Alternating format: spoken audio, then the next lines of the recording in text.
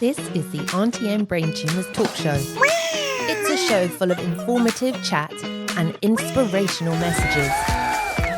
The Aunty and Brain Tumours talk show on podcast. So, hi, my name is Ryan Vest, and I was diagnosed with a astrocytoma in April of 2014. I was 17. I was experiencing blackouts, nosebleeds, spatial unawareness, auditory and visual hallucinations as well. Unfortunately, my road to getting diagnosed was a bit rough. I went and saw a few psychologists mainly and GPs as well who misdiagnosed me and thought I was schizophrenic. And it wasn't until we saw a neurologist in Canberra who recommended MRI scans. After we got the MRI scans, we were called back 3 days later, and then I was found out that I had a brain tumour in my left cerebellum. So I underwent my first surgery in Sydney, in King's Cross, at St. Vincent's Hospital in May. And it went very smoothly. Woke up and I had bandages just over my eyes, so I kind of freaked out a little bit. I was all good, wasn't seeing things, hearing things. My balance seemed to be fine. Spatial awareness was there. I sort of was cognitively functioning pretty well. The doctors came in on the third day and said that they'd missed a bit and they had to go back in and get it out. 4 days after I had my first surgery, I then had my second surgery. During my second surgery, I had a brain bleed, which caused a total shutdown of the right side of my body, because it was the left side of my brain that was the affected area, meaning I had to learn how to walk, talk, read, write all over again. Anything more than a 3-syllable word was off the cards for me. There was no way I could even try to do that. Almost immediately afterwards, within those 24 hours, I got a golden staph infection in my cut in the back of my head, which was then paired with meningitis as well. I had a very, very low chance of survival after that. They quietly told my dad at the time that he should, make arrangements and, expect the worst, sort of thing. If it wasn't for the intervention of my mum, who pointed out that it was staph, who's a nurse herself, infection, then I dare say I wouldn't be here.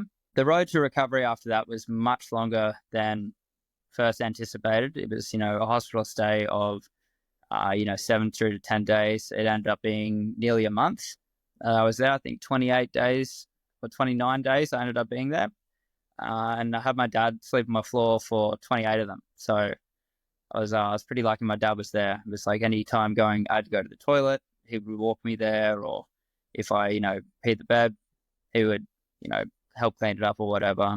So I'm very, very lucky that my dad was there as well. Immediately after the second surgery, when I got sick, I was pretty much just stuck laying on my right hand side, as any time I would go sort of straight or lay on my left, I'd feel this mass of pressure on my head and I'd start spinning out. So that sort of glued me to my right side. I couldn't walk, I couldn't stand up, otherwise I'd spin out, vomit or anything like that. So I was pretty well stuck on that side. I remember trying to use my phone, and at the time, I forget which model phone I had. It was some sort of the early models of smartphones, and I couldn't coordinate my fingers to use the buttons at all. So I had to sort of learn to use my left. So I can use both pretty handy now, but I still use my phone with my left hand, and I have since that time. And, it was very short intervals. I was sleeping. I think I slept for like 30 hours at one point. It was an enormous amount of time. I remember waking up, and first person I talked to was my dad, and I said, "What time is it? Is it Tuesday?" And he said, "No, it's Wednesday." And I was like, "Oh, I've missed a day." After I was on an enormous amount of medication, every medication that I could have been on, I was on, because of the infections that I had and the brain surgery as well to throw in as well. Yeah, so that was a bit of a blur, but I knew where I was. I remember hearing the nurses walking up and down and doing their rounds way, way down the hallway, and it was just like they're talking so loud. And I think my dad taped something around the door to not let any light in, because I was so sensitive to light after that after those first 2 surgeries. So, yeah, it was like a pin drop, and it would just be, it was the worst headache I'd ever had, or the worst hangover you've ever had, and times that by 1,000. And that's what it was. And then it was very constant vomiting as well, struggling to keep food down. I was on a cannula, which was first in my arm, in my veins, and it destroyed my vein out of medication that I was receiving then. So they had to put it in my heart directly instead. And then there was dramatic weight loss as well. I don't know if that was the drugs and the infection or the lack of movement or anything, but I think I went in weighing about 70 or a bit under 70, and 68, 67, and I came out 51 kilograms. So just an enormous weight loss, like skin and bone, sort of, yeah. They told me that there was, and my dad as well, that there was a very low chance of it affecting me again. Some people go their entire lives having benign brain tumors in the brain and not feeling a thing, not knowing any different, or getting no symptoms. So it could just not do anything. It's a very low chance that it does anything. And then he suggested that we just keep monitoring it, and said, like, get his yearly MRIs done after those first initial MRIs are done. So I think it was about April or May that I started feeling off of 2024. So this is 10 years after my first initial surgery. During that time, I rehabilitated. It took a while to definitely be cognitively functional again. Particularly my speech was really bad. Whenever I'd get tired, I would notice that I'd start slurring my words a whole lot more, or I'd start missing a step, particularly in those earlier days, 2014, 2015. 2016, it was like, I would have been at the bar with a few mates and I'd have one beer, but it's like to everyone else, it's like I've had 5. My speech would just be, bad. I wouldn't feel, drunk or intoxicated at all, but to everyone else, I looked at it. And up until last year, I can't pinpoint an exact time of when I started getting the spatial unawareness or anything again, or an exact day or a month, but it was around April or May where I started feeling off. The tumor is back, and this a similar, if not the same size that it was in 2014. And by then it was just a waiting game, and they said, "Oh no, okay, he's going under surgery on October the 22nd." So I received my 3rd surgery on October the 22nd. Just before I was doing that as well, I started documenting the process of it a bit more, how I was feeling, and just wanting to keep my mind busy as well by taking up some more hobbies and what I sort of could do and what I couldn't do, which I started woodworking a fair bit, even just like small things, making a jewelry box or a coaster or something like that, just to sort of stay busy in that time that I was doing nothing. By the end of it, I couldn't use any power tools and whatnot with my right hand. I needed to route out a few things, but I knew I couldn't trust myself with the router because my right hand could not hold it steady or anything like that. So, yeah, I got pretty bad towards the end there. And then I had the surgery on the 22nd of October of 2024. When I first woke up, I thought that I hadn't been under for surgery yet. I was drugged out of my mind, but I woke up, and then my partner, my dad, came in as well. I could only have two. You could only have 2 people in there at a time. So my partner and my dad came in, and I said to my partner, I said, "Oh, how long until the surgery's happening, or whenever it's happening?" And they said, "Oh, it's already happened." And I said, what? And I was because I had it twice before, and both times I had bandages over my eyes. I tried to use my right hand. After the first surgery, I tried to push up my bandages so I could see because I was so freaked out. After the second surgery, I tried to do the same thing, but I didn't know my right arm wasn't working. So one hand went up like that, other went like that, and I think I hit one of the nurses. I hope she knows that I wasn't in. Yeah. So after that time in hospital, my time was done up in the emergency room. I was sent for an MRI scan to confirm that the surgery had been successful and they got everything, which I got told that they had got everything, which I was over the moon to hear, and it was just a massive weight on my shoulders, something that had been lingering in my mind for the last 10 years with everything I do, even like, the personal life, getting in relationships or anything like that. It was always there, there's that possibility of it. It may or may not come back. But yeah, eventually it did, but now it's gone. So I don't have to, I could say, okay, that chapter's over now of me having to worry about that as much. But I was in hospital for 3 days, I think, and then my right leg wasn't my right leg wasn't twitching or shaking nearly as much as it was before I had surgery, but I did notice a fair bit of weakness there, as well as my right arm. I think just small walks, trips to the toilets.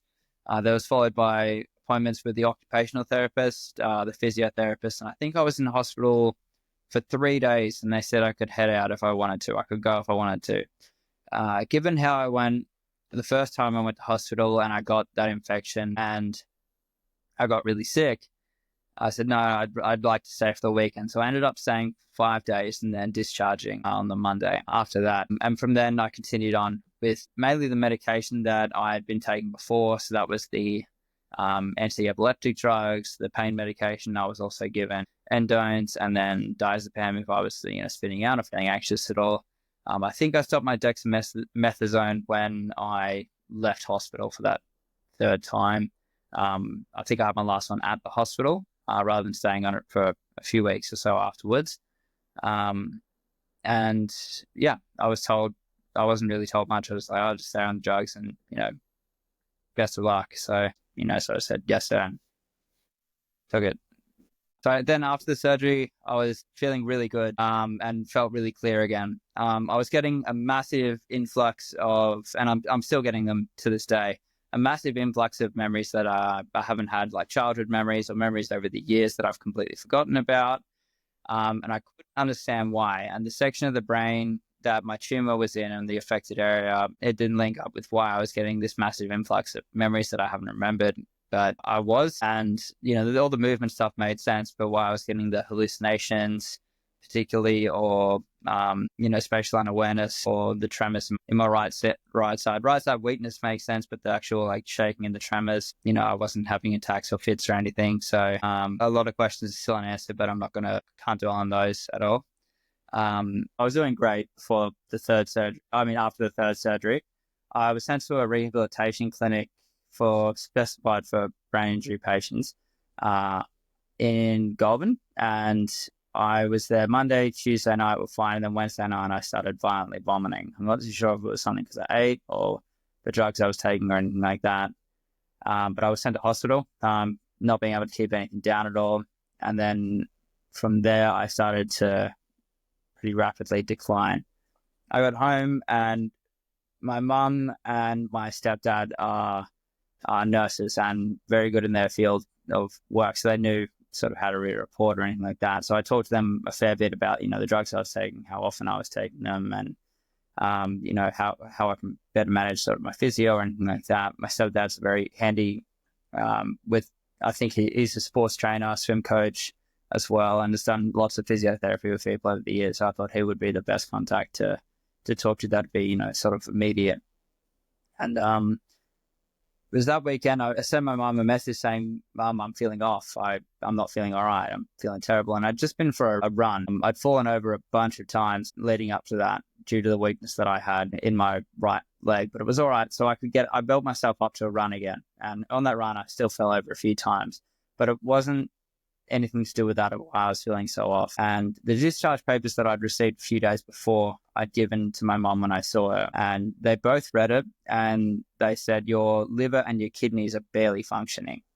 And I said, okay, well, I wasn't told that by any of the doctors or anything that I had. And they said, I don't know why, but that's what this piece of paper says. I'd been on the highest dose of the medications that I could be on for a period of nearly 2 months. And then before that, I'd been on a pretty high dose as well. So my kidneys and my liver were starting to shut down. That came with feeling fatigued, not wanting to get out of bed, interrupted sleep as well as I was already getting, and going back to square one of just when I got out of the surgery. Any progress that I'd made on my muscles or the balance or getting back to getting back fit again, all just came crashing down on me. And that was over December and the January period, early January. And then I weaned myself off the medications that I was on. I think it was mid-January was when I had my last dose of any of the medication. But I couldn't stop taking it all at once because I did try that and I got really bad withdrawals, sweats, hot and cold flushes, until my mum sort of said, "No, you're getting withdrawals and you're freaking out a little bit. So go to the pharmacy and, right now and get some extra stuff." So I did that. And that leads me up till now, which the biggest struggle that I've had post this third surgery would be physical and mental as well.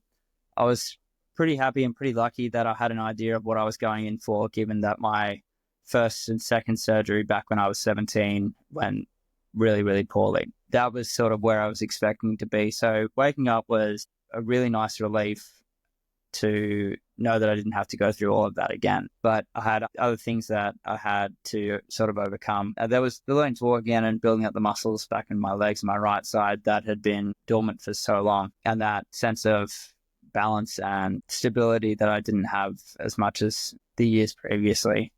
But like I said, I knew what I was getting in for. And then a lot of mental distraught as well, whether it be because, the brain was just fiddled around with, or the drugs, coming off the drugs that I was on and being on them, maybe very irritated to things that I wouldn't usually be irritated to, a lot of different mood swings. But I sort of, like I said, I knew that I was in for all of that. So that was a massive challenge.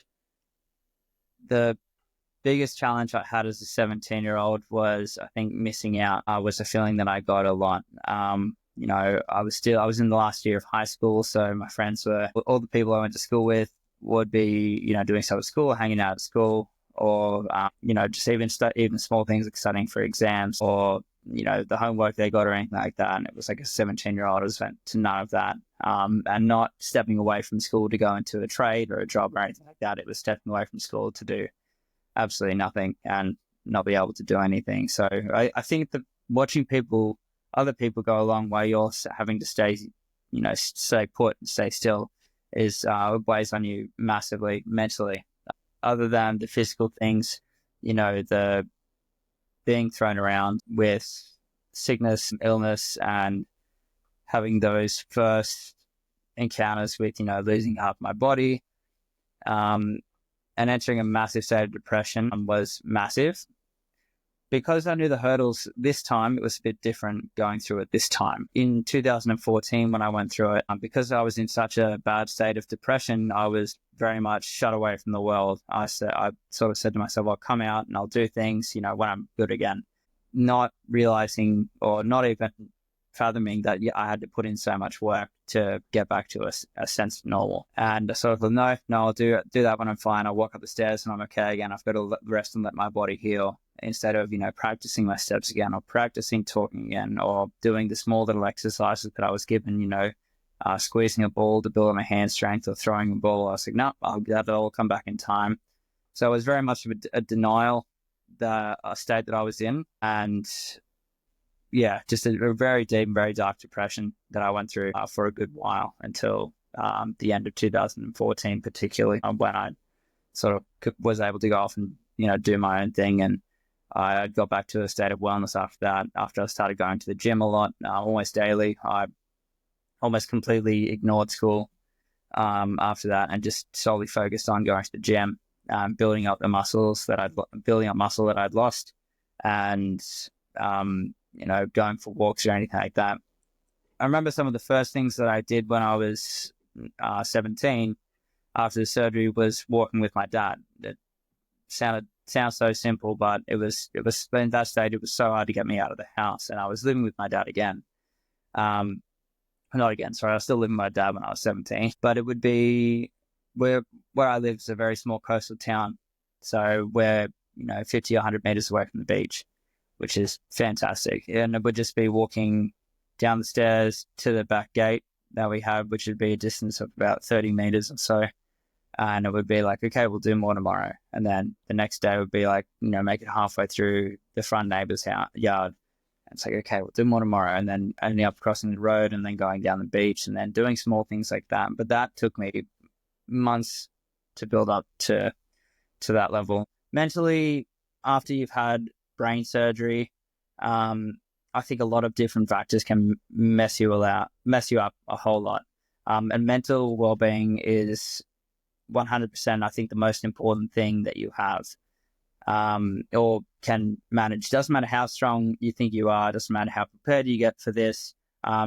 It's going to be so much harder than, I think so much harder than most things you've experienced in your life. Everything can go great and everything can go smoothly in your surgery. And I hope it does if you haven't had surgery yet or you're waiting for it or anything like that. But I think after you had the surgery, definitely there's going to be rest days, which are really, really important, particularly in that early on period.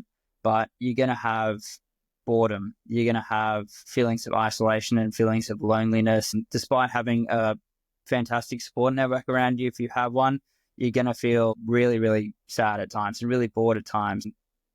You pair that up with a messed up sleep pattern because sleep is going to be all over the place. You might sleep for 18 hours. You might sleep for 2 hours. You're going to have sleepless nights probably. I definitely had sleepless nights, which is horrible. And then top that off again with all the drugs that you're having to take afterwards, particularly dexamethasone or any steroids you might be on to help you get better quicker, depending on what other drugs you might be on as well, anti-epileptics, painkillers, anything like that.